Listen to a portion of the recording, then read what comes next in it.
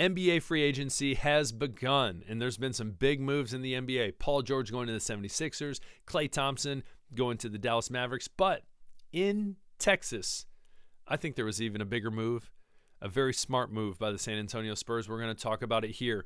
My name is Aaron. Thank you so much for tuning into the Daily Huddle. Along with Nate and Ben, we bring you big news in sports, maybe the things people haven't touched on, rumors, insights, game analysis, whatever it might be. We're going to talk about it here on a daily basis. So please do me a favor, hit that subscribe button. Again, hit that subscribe button. That'd help us out. Hit the like button. And as well, comment below. We love the interaction. We love the dialogue. So let's get into it. The San Antonio Spurs, what's the move they made? Some of you already know. We're going to get into it a little more in depth. But our boy CP3 has signed with the San Antonio Spurs. We know CP3 in the past. He has been in the NBA for a long time.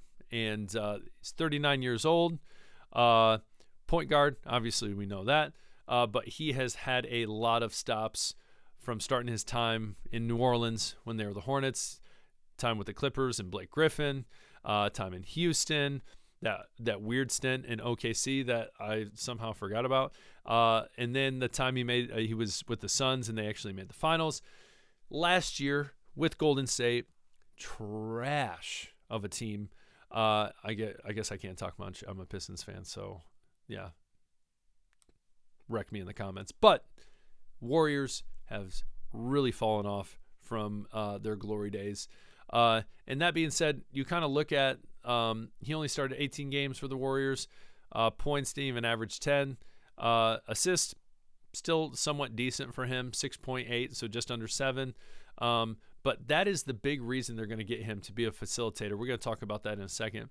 But what's great for him as well is the fact that, where's my article?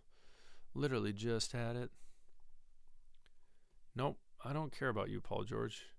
Here we go. So Chris Paul being signed for just 1 year. We know it's the end of his career. He's not going to get anything long-term.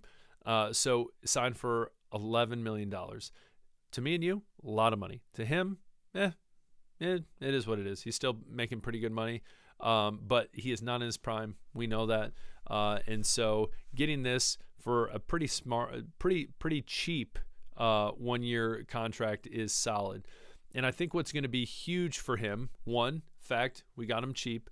Two, he is going to be a great facilitator for our boy Wemby down low in the paint. And I think that's something kind of the Spurs, obviously, he was a rookie last year. He was adjusting to a lot of different things playing in the NBA, but being able to have probably arguably one of the best facilitators recently in the NBA and Chris Paul at the helm, getting him the ball is going to be huge. So I think that is the number one thing, is the fact that Chris Paul going to be able to get him the ball and hopefully get more of a spark in the Spurs offense. Second thing is the fact that his leadership role.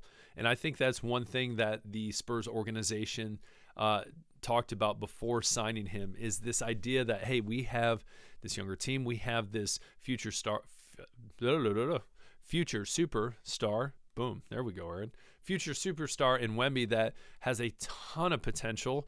And there's no one, you look at the roster right here, there's no one really on this team that is a great veteran player that is necessarily going to be, kind of mentoring him, taking up that role as a mentor. And I feel like Chris Paul will definitely be able to do that. He'll step into that role in most likely only a year.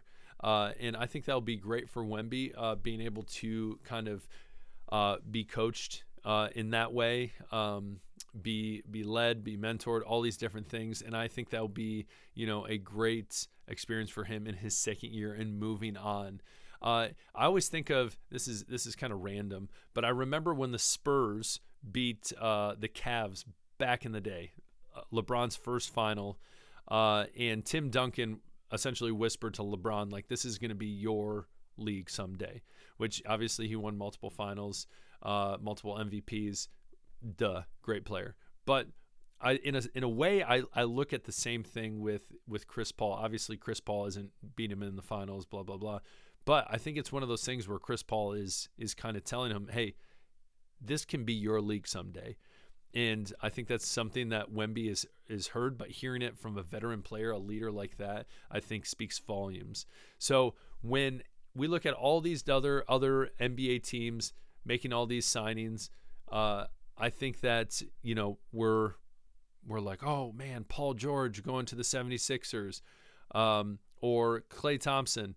A lot of people forget about these smaller signings when it comes to, people like Chris Paul.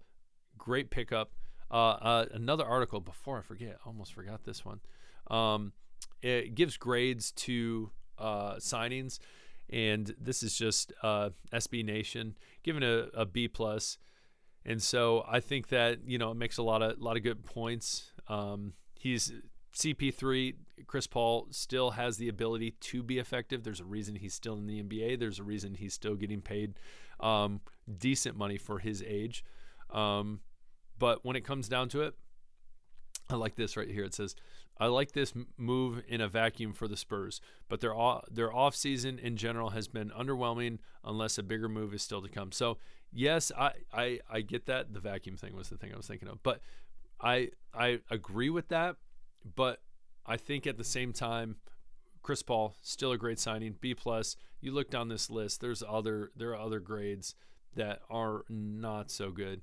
As I said, I'm a Pistons fan. Tobias Harris, C-. I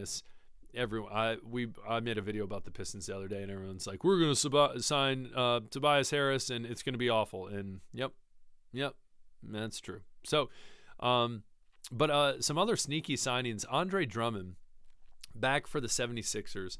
The 76ers, I know we're talking San Antonio Spurs, but I kind of want to move another sneaky pickup for another team is the 76ers. Everyone's talking about Paul George, but Andre Drummond is going to be a great center off the bench. Again, saw him play for the Pistons. He was a great player, had a lot of talent. Obviously older than the time, older now. Gee whiz, I cannot talk today. Older now, but he's going to be a great player off the bench, and the 76ers are looking good. As of right now, I saw that Vegas has changed that they are the odds-on favorite to win the East, and so that's going to be interesting to see. But I know you're like, we're talking San Antonio Spurs. Why are we talking about this? Don't worry about it. Also, still bitter, the Pistons losing to the Spurs after they beat the Lakers the year before. Still kills me. But that being said, comment below. Do you think this was a good pickup by the Spurs? Do you think it was underwhelming? What are your thoughts? Comment below so we can hear. Again, this is the Daily Huddle. We talk about anything sports on a daily basis. So do me a favor, subscribe, like, comment. Let's hear it, Spurs fans. What do you got? I appreciate you tuning in. My name's Aaron. Peace.